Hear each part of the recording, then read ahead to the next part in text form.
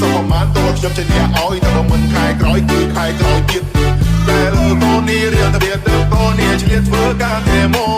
អូមែនិនកូនបងព្រឹកពេលនេះតើកូនរត់មិនតន់ទេអោបែមិនទៅគុំខំលឿនពេកបងខំហើយអ្នកស្គាល់បានទេរំលោភប្រពន្ធនៃសំបងមុន50%ចាំកសែជាមួយមេក្មេហើយតែមិនចោលមីអូនបានគេព្រឹកពេលនេះតើកូនរត់មិនតន់ទេសុំត្រឹមមួយរយៈពេលចាំកូនរេលេបងតាមជ្រើ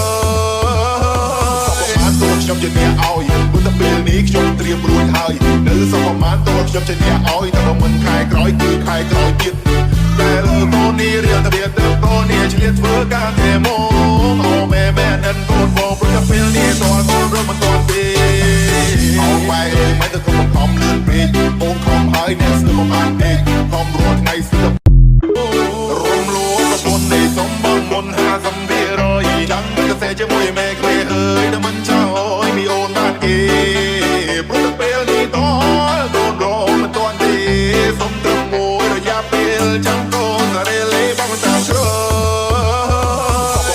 ខ្ញុំជាអ្នកឲ្យព្រោះតែពេលនេះខ្ញុំត្រៀមរួចហើយនៅសពប្រមាណតខ្ញុំជាអ្នកឲ្យតែបើមិនខែក្រោយគឺខែក្រោយទៀតតែលើកូននេះរៀនតែវាទៅកូននេះឆ្លៀតធ្វើការតែមកអូមែនិនកូនបងព្រឹកពេលនេះតើកូនរត់មិនតន់ទេ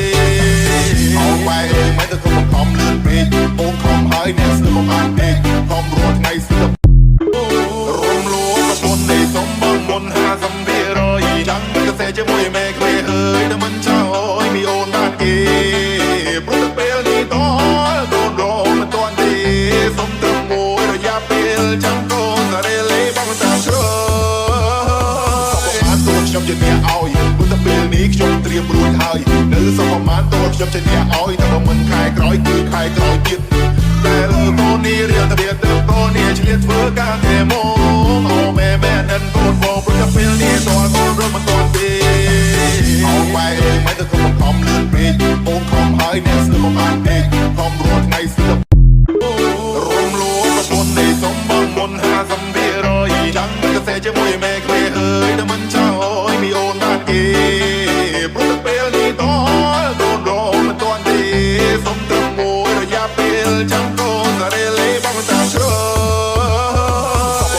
ខ្ញុំជាអ្នកឲ្យព្រោះតែពេលនេះខ្ញុំត្រៀមរួចហើយនៅសពប្រមាណតខ្ញុំជាអ្នកឲ្យតែបើមិនខែក្រោយគឺខែក្រោយទៀតតែលើកូននេះរៀនតែវាទៅកូននេះឆ្លៀតធ្វើការតែមក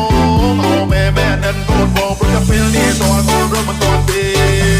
អូបែមិនទៅគុំខំលឿនពេកបងខំហើយអ្នកស្គាល់បានទេខំរត់ថ្ងៃស្ទើររំលោភប្រពន្ធនៃសំបងមុន